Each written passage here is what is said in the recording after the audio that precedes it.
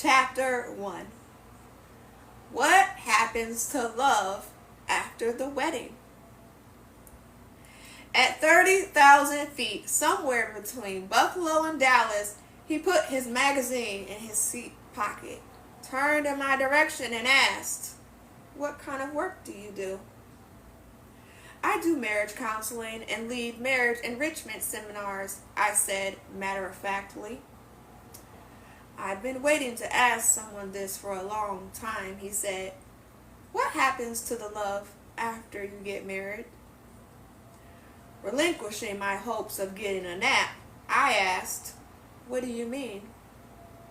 "Well," he said, "I've been married 3 times, and each time it was wonderful before we got married, but somehow after the wedding, it all fell apart.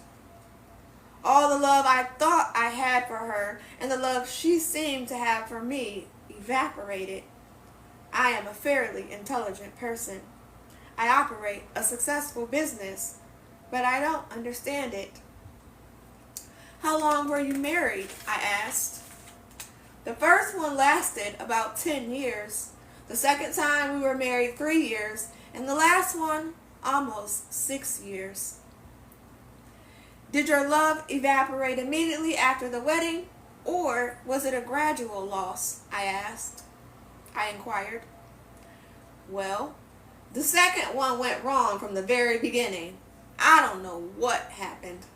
I really thought we loved each other, but the honeymoon was a disaster, and we never recovered. We only dated 6 months. It was a whirlwind romance. It was really exciting. But after the marriage, it was a battle from the beginning. In my first marriage, we had 3 or 4 good years before the baby came.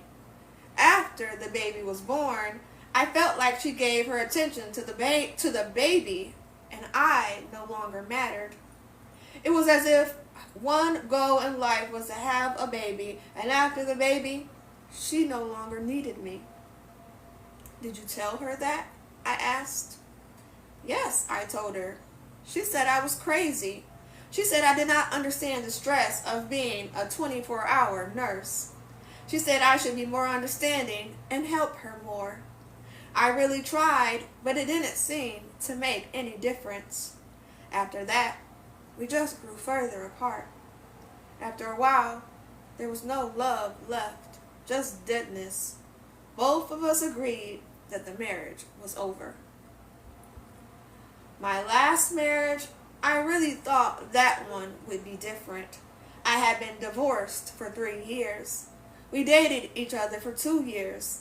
I really thought we knew what we were doing, and I thought that perhaps for the first time I really knew what it meant to love someone. I genuinely felt that she loved me. After the wedding, I don't think I changed. I continued to express love to her as I had before marriage. I told her how beautiful she was. I told her how I loved her, how much I loved her. I told her how proud I was to be her husband. But a few months after marriage, she started complaining about petty things at first, like my not taking the garbage out or not hanging up my clothes. Later, she went on attacking my character, telling me she didn't feel she could trust me, accusing me of not being faithful to her. She became a totally negative person. Before marriage, she was never negative. She was one of the most positive people I have ever met. That's one of the things that attracted me to her. She never complained about anything. Everything I did was wonderful, but once we were married, it seemed I could do nothing right. I honestly don't know what happened. Eventually, I lost my love for her and began to resent her. She obviously had no love for me.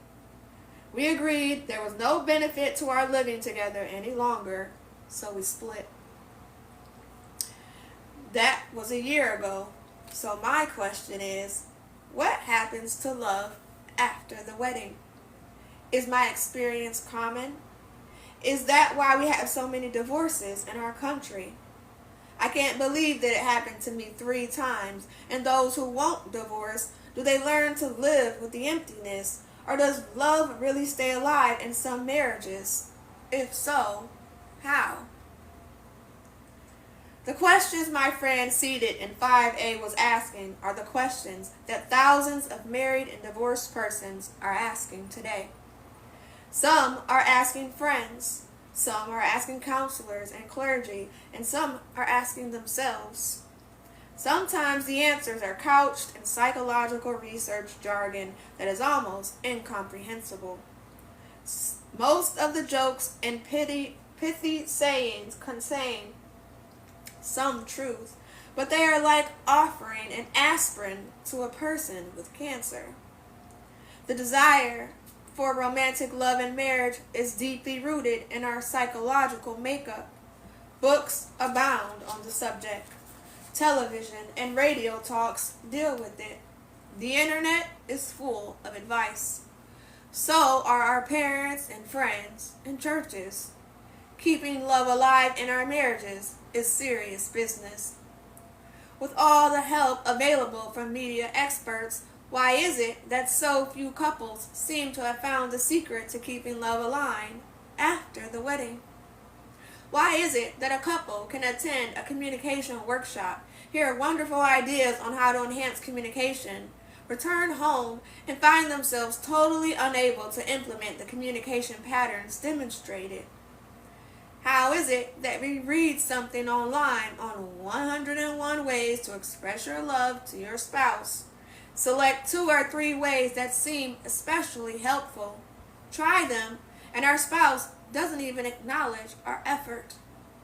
We give up on the other 98 ways and go back to life as usual. The truth we're missing. The answer to those questions is the purpose of this book. It is not that the books and articles already published are not helpful. The problem is that we have overlooked one fundamental truth. People speak different love languages. My academic training is in the area of anthropology. Therefore, I have studied in the area of linguistics, which identifies a number of major language groups: Japanese, Chinese, Spanish, English, Portuguese, Arabic, Greek, German, French, and so on. Most of us grow up learning the language of our parents and siblings, which becomes our primary or native tongue. Later, we may learn additional languages, but usually with much more effort. These become our secondary languages. We speak and understand best our native language. We feel most comfortable speaking that language. The more we use a secondary language, the more comfortable we begin. We become conversing in it. If we speak only our primary language and encounter someone else who speaks only his or her primary language, which is different from ours, our communication will be limited. We must rely on pointing, grunting, drawing pictures, or acting out our ideas. We can communicate, but it is awkward. Language differences are part and parcel of human culture. If we are to communicate effectively across cultural lines, we must learn the language of those with whom we wish to communicate. In the area of love, it is similar. Your emotional love language and the language of your spouse may be as different as Chinese from English. No matter how hard you may try to express love in English, if your spouse understands only Chinese, you will never understand how to love each other. My friend on the plane was speaking the language of affirming words to his third wife when he said, "I told her how beautiful she was. I told her I loved her. I told her how proud I was to be her husband." He was speaking love and he was sincere, but she did not understand his language. Perhaps she was looking for love in his behavior and didn't see it. Being sincere is not enough. We must be willing to learn our spouse's primary love language if we are to be effective communicators of love. My conclusion after many years of marriage counseling is that there are 5 emotional love languages, 5 ways that people speak and understand emotional love. In the field of linguistics, a language may have numerous dialects or variations. Similarly, with the 5 basic emotional love languages, there are many dialects. The number of ways to express love within the love languages is limited only by one's imagination. The important thing is to speak the love language of your spouse.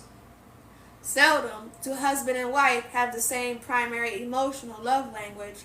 We tend to speak our primary love language and become confused when our spouse does not understand what we are communicating.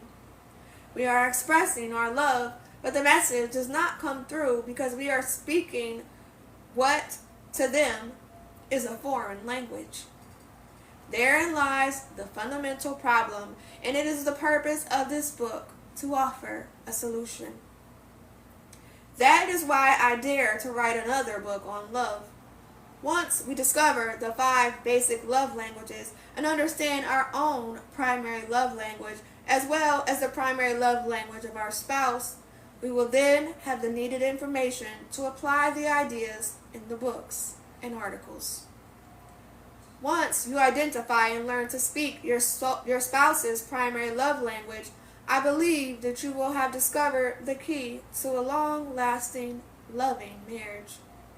Love need not evaporate after the wedding, but in order to keep it alive, most of us will have to put forth the effort to learn a secondary love language. We cannot rely on our native tongue if our spouse does not understand it. If we want them to feel the love we are trying to communicate, we must express it in their primary love language. Your turn. How does your spouse respond when you try to show affection?